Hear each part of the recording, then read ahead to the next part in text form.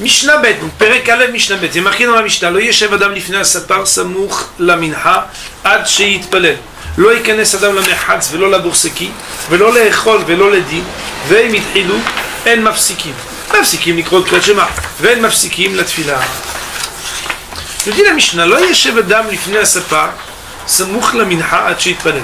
Un homme ne pourra pas s'installer devant le coiffeur proche de l'heure de mincha jusqu'à ce qu'il fasse sa tfila, c'est-à-dire la tfila de mincha. Et l'homme n'entrera pas dans les bains publics, vélo la bourseki, et non plus à la tannerie, vélo la echol, et non plus à manger, vélo les din, et non plus on va dire dans une salle de beddin, dans une salle de jugement. Mais si jamais ils avaient commencé, en mafsiki, ils n'auront pas à s'interrompre. Mafsikim likrot kriyat shema. On s'interrompt pour lire le Kriyat Shema, la lecture du Shema. Ve'en mafsikim la tfila, et on ne s'interrompt pas pour la Hamida. Nous allons bien entendu voir pourquoi cette Mishnah se décompose en 3 parties. Voyons le Barthénois. Lo yeshev adam lifnei sapar, un homme ne s'installera pas devant le coiffeur. Va'afilu bechol, et cette halakha n'est pas seulement la veille du Shabbat, mais même un jour public. Et si c'est ainsi, alors la question sous-jacente, qui n'est même pas dite dans Barthénora tellement c'est trivial, c'est alors pourquoi le dire dans Maseret Shabbat, puisque c'est une loi qui concerne tous les jours de l'année. Alors on dit, puisqu'on avait besoin plus loin d'enseigner, de prendre les guillemets, que l'homme n'aura pas le droit, avant même le Shabbat, quand il est tailleur, de sortir avec son aiguille accrochée, etc., de peur qu'il puisse ensuite oublier et sortir, et donc il y aura des incidences pour les lois du Shabbat, que cela ressemble à des barrières que l'on met à celui qui va s'installer devant le coiffeur proche de Mincha, parce que cela peut aussi engendrer un oubli et qu'il ne prie pas. Puisque plus loin on va parler d'un interdit de peur qu'on arrive à un oubli, alors ici on a mentionné cette loi de ne pas s'asseoir devant le coiffeur de peur qu'on oublie dans le traité de Shabbat. C'est la raison pour laquelle on enseignait ici.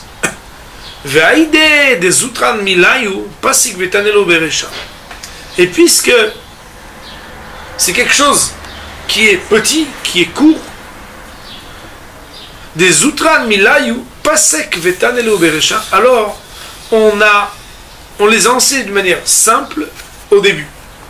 Ve'adar mefaresh mile de Shabbat ou ma'arich baen, et ensuite seulement on va parler des lois du Shabbat, des choses du Shabbat, pour en parler longuement. Autrement dit, Rabotai, nous demande Barthénora, qu'est-ce que fait cette halakha qui n'a rien à voir spécifiquement avec Shabbat dans le traité de Shabbat? Réponse, c'est qu'il y a un dénominateur commun, c'est que c'est des choses que si tu les fais, tu vas oublier de faire quelque chose d'autre. Et comme plus loin, on va parler des choses qu'on n'a pas le droit de faire la veille de Shabbat, de peur d'oublier et d'enfreindre des interdits, on l'a enseigné ici.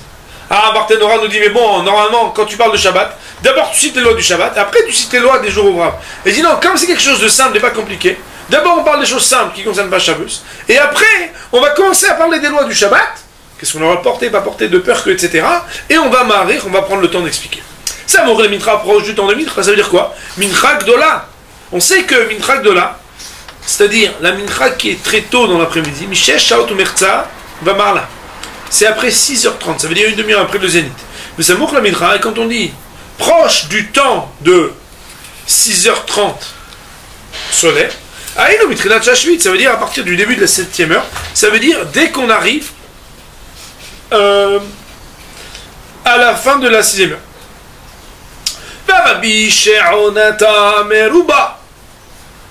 Et bien que le temps pour pouvoir réaliser et réciter la prière de Mincha est long, puisque on a depuis une demi-heure après le zénith jusqu'à d'après Rabbi Yehuda Plag Mincha, d'après Rabbanan jusqu'à la tombée de la nuit. Alors le maasé, attends, tu vas oublier tellement de temps. Non. Xera Shema Ishaber Azouk Shel Sapari. On a peur que peut-être se brise la paire de ciseaux. Achar Sheitri Listaper. Après qu'il ait déjà commencé à lui couper les cheveux. Et on sait bien que c'est difficile de sortir. Tu vas pas, c'est pas que tu vas pas être beau gosse, c'est que tu vas être à l'envers. Il y a par exemple un morceau qui a été coupé, l'autre qui n'est pas coupé, le bonhomme, tu peux pas sortir. Et peut-être va passer le temps de la prière avant qu'il répare ses ciseaux et qu'il termine la coupe. Et il dit non, j'arrive, je vais chez mon ami, il va les réparer. Et il revient pas. Et il dit bon, regarde, on a réparé, mais oh mince, ça se recasse encore une fois, etc. La personne, à cause de ça, pourrait laisser passer le temps de la prière et ne pas pouvoir prier. À cause de ça, la loi de la Mishnah est que même un jour ouvrable, on n'a pas le droit de s'installer devant le coiffeur à partir de sa montre la mitra jusqu'à ce qu'on fasse la prière. Ça n'est pas la halakha ou le maasé, puisqu'ici on est au niveau de la Mishnah. Nous dit Veloy kanes la mechatz bartenora. Et on n'a pas le droit d'entrer dans un bain public. Si la montre la mitra proche de mitra, ça veut dire une demi-heure avant l'heure de mitra, ça veut dire à partir du zénith. Shemaït Alef de peur de s'évanouir. Ça veut dire que quelqu'un, je ne sais pas si vous voyez dans le petit dessin en bas, on a la chance d'avoir des dessins, que l'eau elle est chaude là-bas. Le bonhomme il est là-bas tranquille, et il est tellement tranquille que Alef. Et là pour ceux qui non plus dans la tannerie. Mais comme Iboud A'orot, c'est là où on va tanner les peaux. Dilma Hazeb Seda, parce qu'on a peur que peut-être il va voir que, mince, il y a quelque chose qui va être perdu. Il y a quelque chose qui est à arranger dans les peaux. Il va dire il faut que je les prenne, il faut que je les enlève. Vita kenem, il faut que je les arrange. Parce que sinon ça va me coûter de l'argent, je vais les perdre. Et que il va être tiré, emporté, traîné par son travail jusqu'à ce que le temps de la prière soit dépassé.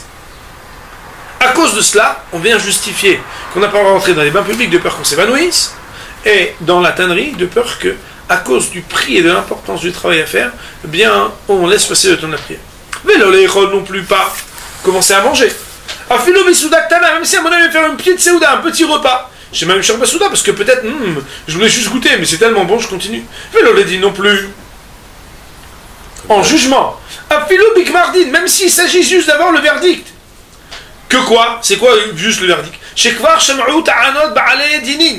Dans le cas où ont déjà été entendus les arguments et les plaidoyers des deux personnes qui viennent se plaindre. Et qu'il ne reste au juge que d'arriver à trancher le verdict. De peur que ils vont voir une raison qui pourrait contredire ce qu'ils auraient dû normalement ou ce qu'ils auraient voulu trancher. À cause de ça, si jamais se révèle un argument qui n'était pas encore connu au moment où nous on était presque sûr de donner le verdict, ben rebelote, on recommence depuis le début. Mais si jamais on avait commencé. Alors écoutez bien Rabotai. Nous dit Barthénora, c'est très important. Bechad mikol ane. Dans un de tous les cas qu'on a cités plus haut. Des Amrinan, qu'on a dit. El Mafsikin. Pardon. Qu'on a cité. Alors El Mafsikin, autrement dit, on n'a pas le droit a priori de le faire. Mais si on l'a fait, on ne s'interrompt pas. Et là, il mord, mais il terminera d'abord ce qu'il est en train de faire. S'il a commencé, il fera la Hamida. Attention, c'est à la condition qu'il reste suffisamment de temps dans la journée pour terminer avant que le temps de la prière ne passe. Comment on définit le début de quelque chose? Ils ont déjà commencé. C'est-à-dire quoi commencer? Commencer, ça veut rien dire. Non, quand on parle d'une coupe de cheveux, le début d'une coupe de cheveux,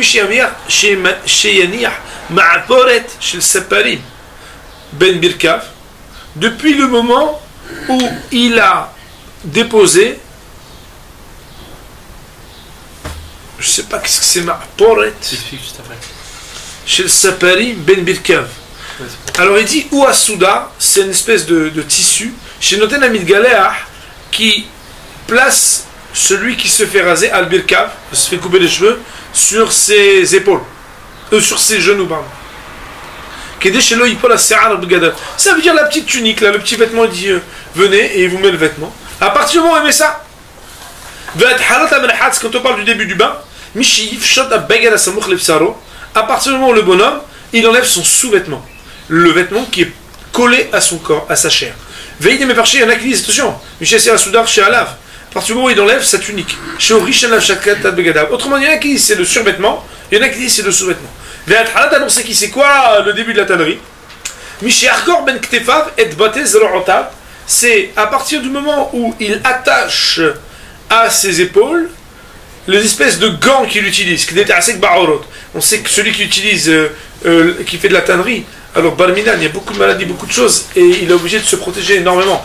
C'est des peaux qui ne sont pas. C'est quoi le début du manger? À partir du moment où il a fait une et le début du jugement, c'est à partir du moment où les dayanim ils mettent leur talit, ils se recouvrent avec leur talit.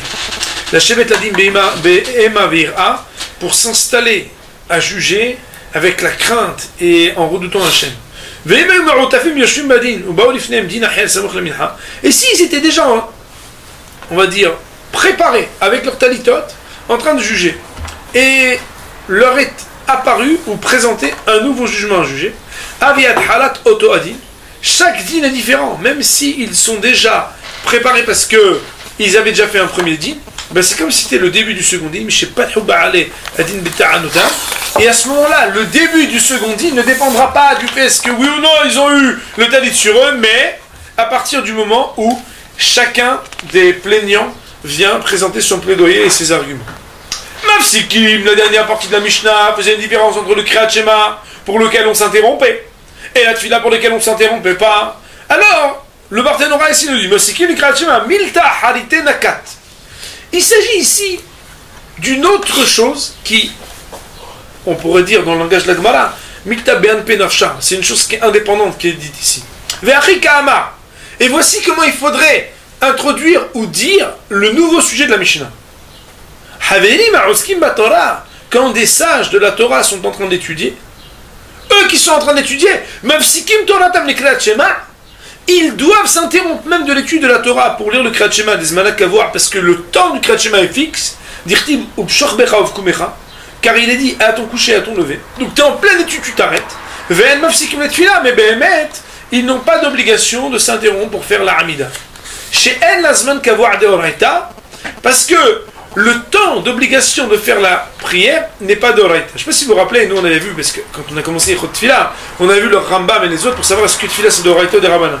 On avait dit que même d'après le Rambam qui dit que la Tfila c'est d'Oraita, la Tfila c'est d'Oraita, mais le Zman de Tfila, il est que des Rabbanan.